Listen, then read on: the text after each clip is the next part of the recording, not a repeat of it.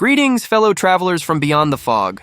With the new Shadow of the Erd Tree DLC creeping closer, I'm feeling a bit stuck.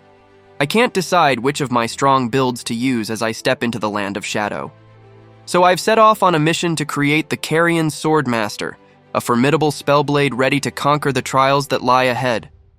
This build is tailored for the early game, and throughout this guide, I will provide you with in-depth recommendations on talismans, gear options, and character stat development, covering both the early stages and later progression. So, without any further delay, let's get started. The main Ash of War we are using in this build is Carian Grandeur. It conjures a magical greatsword that you can charge up to increase its power and then slams down, dealing very high magic damage. It has 2 different levels that you can charge by holding the skill button to deliver a monstrous amount of damage in a single cast and knock back your enemies. With each level, you deal more damage to your enemy's health and poise, but takes longer to cast and consume more stamina and FP. One important thing you need to know is that it doesn't matter what type of weapon you are using. You can use Carian Grandeur on a dagger or a greatsword, and you'll still deal the same damage. This is because Carian Grandeur is a projection type Ash of War. This means your weapon doesn't make contact when using Carian Grandeur, unlike other Ashes of War like Double Slash where your weapon indeed connects with your target. The only thing that counts when using Carian Grandeur is your weapon level, how much intelligence you have, and what affinity you are using for your weapon. A weapon with magic affinity will project more damage than a weapon with cold affinity, because magic affinity causes your weapon to scale slightly better with intelligence than the one with cold affinity, and a lot better with the one that doesn't have either. Carian Grandeur conveniently comes with the magic affinity, so you don't have to go out of your way to obtain the Glintstone Wetblade from Raya Lucaria Academy, which is what you typically need to apply magic and cold affinities to your weapon. You can obtain Carian Grandeur Ash of War from Caria Manor in Liurnia of the Lakes. Before facing Royal Knight Loretta, head left and make your way down. Carian Grandeur is located on a corpse on top of a broken bridge.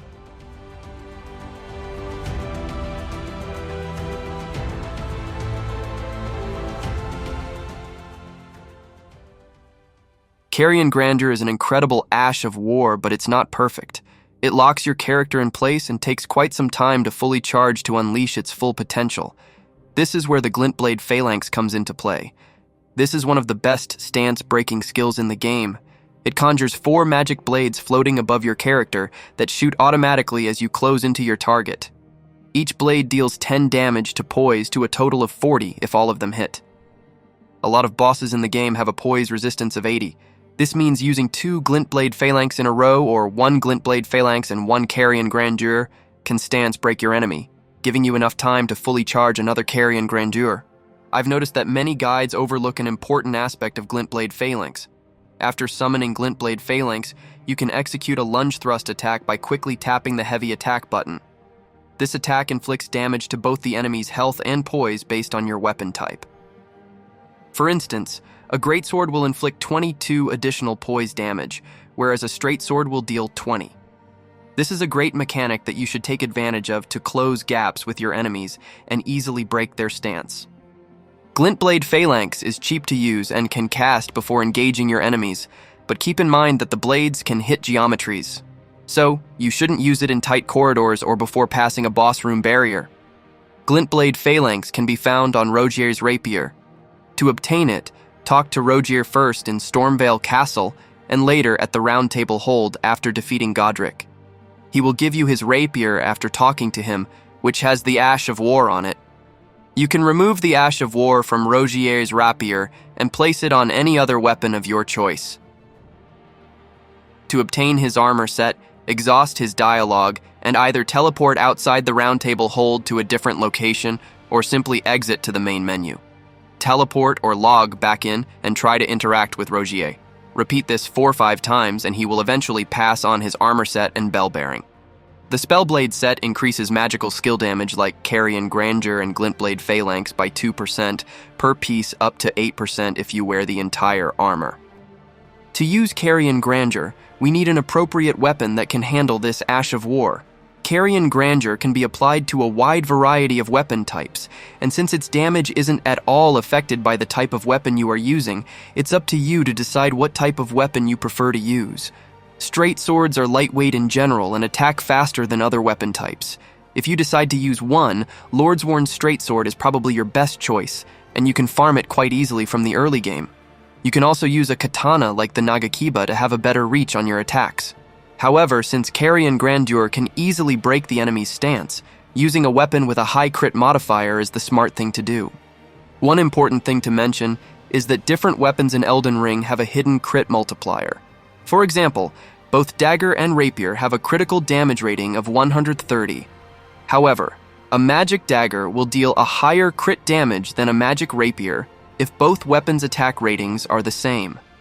That's because daggers have the highest crit multiplier in the game.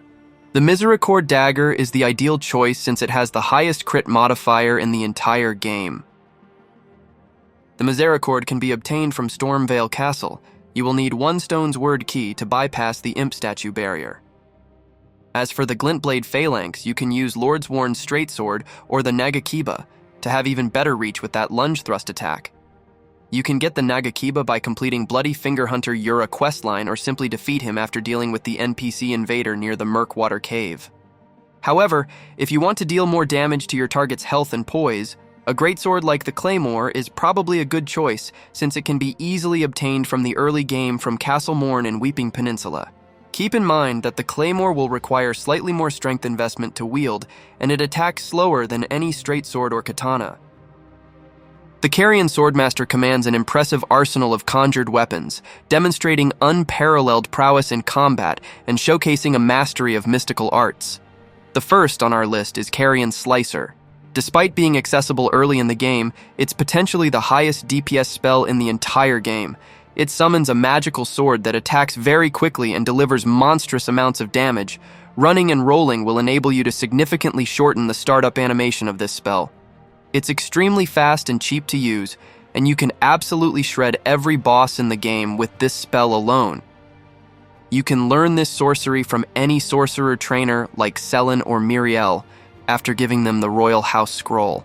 You can find the Royal House Scroll on top of a structure inside an enemy camp, very close to Akil Lake's south side of Grace.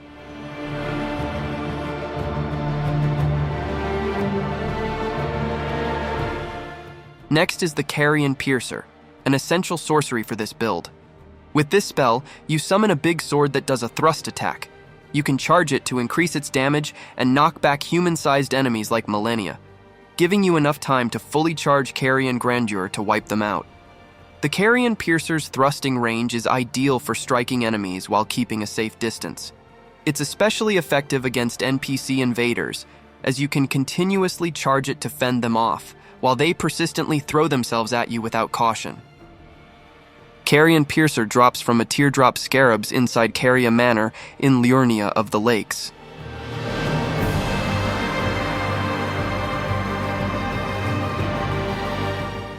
Greatblade Phalanx behaves exactly like Glintblade Phalanx Ash of War, but instead of conjuring 4 blades, it only summons 3 and deals around 31 poise damage.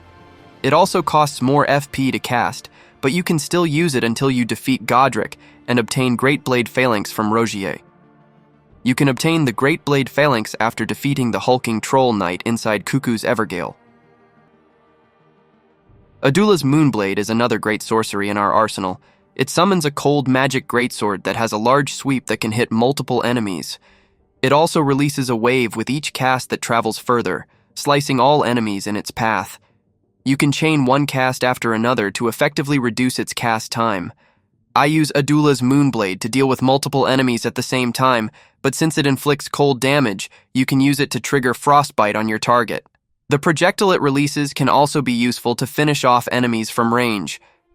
You can obtain Adula's Moonblade at the end of Rani's quest by defeating Glintstone Dragon Adula located at the Cathedral of Manus Celis. Our build is great so far, but we are still missing a strong range spell. You could potentially use any comet in the game like Night Comet, but to maintain the theme of the build of summoning magical weapons to do our bidding, we will use Loretta's Greatbow.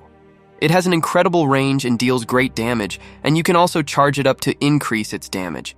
You can place Terra Magica and start charging Loretta's Greatbow to deliver great damage from range. You can obtain Loretta's Greatbow after defeating Royal Knight Loretta in Caria Manor.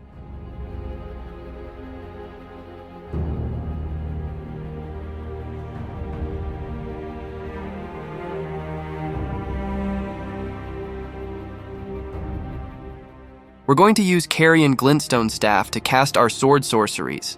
It boosts the potency of Carian sword sorceries, as well as Adula's Moonblade by 15%.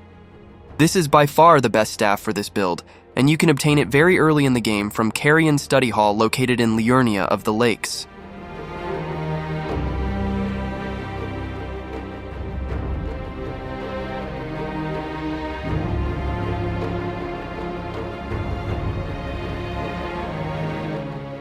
If you are looking to use powerful buffs to enhance your damage, Terra Magica stands out as an excellent option. This sorcery allows you to inscribe a sigil onto the ground, increasing all your magical damage by a substantial 35% if you remain within the sigil radius. You can use Golden Vow Ash of War from the early game to improve your damage done and damage negation. A strong alternative for this buff is the Stormhawk Dean Spirit Summon. It provides a better boost to your damage and damage negation, as well as a unique 20% increase to your poise damage to help break your enemy's stance a lot easier. Ranni's Dark Moon immediately reduces your target magic damage negation by 10%. It also has a chance to trigger Frostbite, further increasing the target damage negation from all sources by an additional 20%. However, if you are still in the early game and don't have access to Ranni's Dark Moon, you can use Freezing Pots. They have the highest frost buildup in the entire game and will immediately trigger Frostbite on most targets. The recipe can be obtained early game from Caria Manor.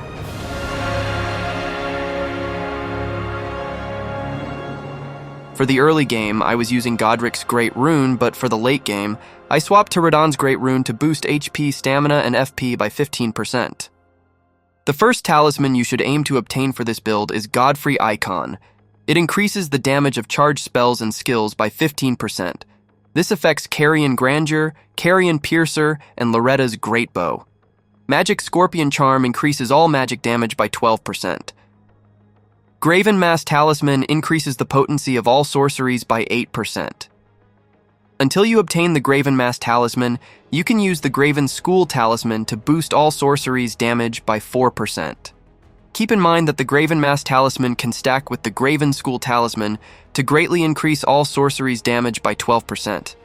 Shard of Alexander increases the damage of all skills by 15%. These are your endgame talismans, but you should also consider other talismans like the Ritual Sword Talisman to increase all your damage while your HP is full. I use this one until I obtain the Graven Mass Talisman. Since you frequently stance break your enemies, the Dagger Talisman will boost critical damage by 17%. Because our playstyle involves fighting up close, you should consider Dragon Crest Great Shield Talisman to reduce all physical damage taken by 20%. For the Flask of Wondrous Physick, use Magic Shrouding Cracked Tear to increase all your magic damage by 20% for 3 minutes. Alongside, use Intelligence Knot Crystal Tear to raise your intelligence score by 10 for 3 minutes. Once your intelligence reaches 80, replace the Intelligence Knot Crystal Tear with the Stone Barb Cracked Tear to improve stance damage by 30% for 30 seconds. For the armor, you can use the Spellblade Set to improve the damage of magical skills by 2% per piece. However, I really like the look of the Carian Knight set. It fits the theme of this build, and you can obtain it early in the game from Raya Lucaria Academy. The downside is that it only comes with 44 to poise, which isn't ideal since we need a minimum of 51, so we don't get easily staggered when channeling our sorceries or Carian Grandeur. You can overcome this by using the Bull Goat's Talisman. You can also swap the Gauntlet and Greaves with the Bled's Gauntlets and Scaled Greaves to achieve better poise and damage negation. The optimal starter class for this build is the Astrologer. If you are planning to create this build from the very start as I did, please check my early game optimal route to collect plenty of useful resources that will make your journey a lot easier. At level 50, I had around 25 Vigor, 15 Mind, 13 Endurance, and 40 Intelligence. When I first created this build, I completely neglected Vigor, and wanted to reach 50 intelligence to easily delete Margit and Godfrey. It's a decision I came to regret as you are quite squishy in the early game. So, make sure to have at least 25 or even 30 vigor by level 50. Mine surprisingly isn't a problem for this build since all your sorceries as well as Ashes of War are extremely cheap to use. Your endurance is determined by your equipment load. I only required 13 to use the Carian Knight set, Rapier, Misericord, Carian Glintstone Staff, and a dagger with Golden Vow Ash of War. I didn't make any investment in strength or dexterity, but if you are planning to use a different weapon for Carian Grandeur, you'll need to adjust the stats accordingly. Intelligence is your most important stat to improve the damage of your sorceries as well as Carian Grandeur. You should aim to reach the soft cap of the Carian Glintstone Staff at 60 and 80. At level 85, I raised my vigor to 40 and mine to 20. I also bolstered my endurance to equip Blade's Gauntlet and the Scaled Greaves. Additionally, I bumped up my intelligence to 50. With the intelligence not crystal tier bonus, you'll hit the initial soft cap of Carian Glintstone Staff at 60. Here are our final stats at level 125. I get some comments about how much vigor I should invest in some of my builds, and I just want to point out that my builds are mostly targeting PvE and I never really felt I need more than 50 to 60 vigor for any of my builds. However, the ultimate decision is yours, so feel free to adjust the stats to fit your own playstyle. If you decide to take the build above 125, I will certainly improve endurance and boost intelligence to 80 and replace the intelligence not crystal tear with the stone barb crack tear to improve poise damage. You could also make a small investment in faith and use the faith not crystal tear instead of the stone barb crack tear to have access to powerful buffs like Golden Vow and Howl of Shabriri. A few notes before we wrap this guide. Carian Grandeur is a great Ash of War, but it's not one without flaws. It's great against large, sluggish enemies, but agile, fast targets will never give you enough time to fully charge Carian Grandeur to maximize its potential. You need to know your enemy. For example, each boss has a pause period during their phase transitions that you can exploit to land a fully charged Carian Grandeur. To find success with this build, you need to familiarize yourself with your arsenal and be able to choose the right sorcery for each situation, as well as combine your sorceries with your Ashes of War, like charging Carian Grandeur after knocking back enemies with Carian Piercer, or staggering enemies with Glintblade Phalanx and mashing Carian Slicer to decimate them quickly. In the end, I hope you found this guide helpful. Thank you so much for watching. If you have any questions about this build or Elden Ring in general, please let me know. And if you enjoyed this build and would like to see more in the future, please consider subscribing. Again, thank you so much for watching and have a great day.